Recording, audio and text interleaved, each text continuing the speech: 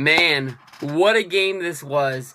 Arizona Cardinals going to pull this out. No need for the extra point because of the overtime rules. Basically, if you score a touchdown on your first possession of overtime, the game is over. So 26-20, the Arizona Cardinals move on to the NFC Championship game, where they will play the winner of the Carolina Panthers or the Seattle Seahawks. But man, what a game this was.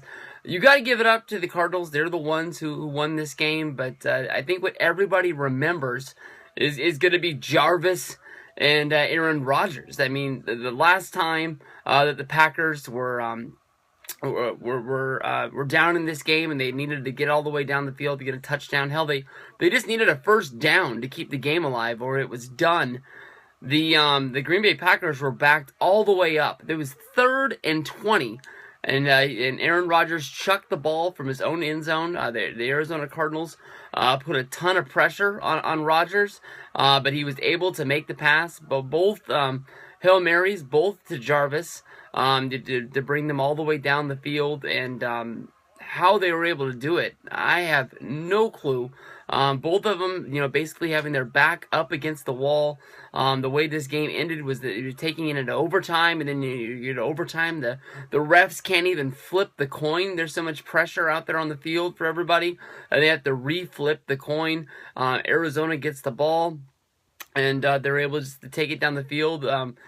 Fitzgerald put the team on his back, getting a completion, and I'm not sure how many yards he ran for, but it was probably around 60, getting him all the way down to the end zone. And then I believe on 3rd down, the little flip, going from Carson Palmer to Larry Fitzgerald to put it in there. You go back to the offseason, Larry Fitzgerald was putting the rumor out there that basically he didn't think that Arizona Cardinals had a spot for him on this team, and he was being said around the league that Larry Fitzgerald, you were able to get this guy off of this team, and how does Arizona Cardinals win this game without him?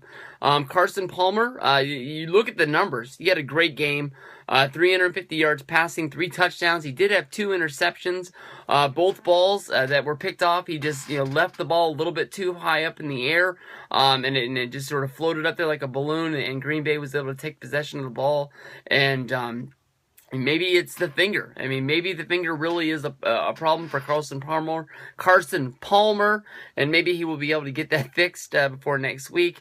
Not a lot of rushing in this game. Basically, all of the offense for both of these teams coming off of passing. And oh man, this game was fun. This game was really fun. Eddie Lacy had a huge 61-yard run to set up a score for them. Without that, I mean, he really didn't do anything. You take 61 yards off of Lacy, he's got 11 carries for 28 yards. He wasn't a factor in this game at all. And man, this game was awesome.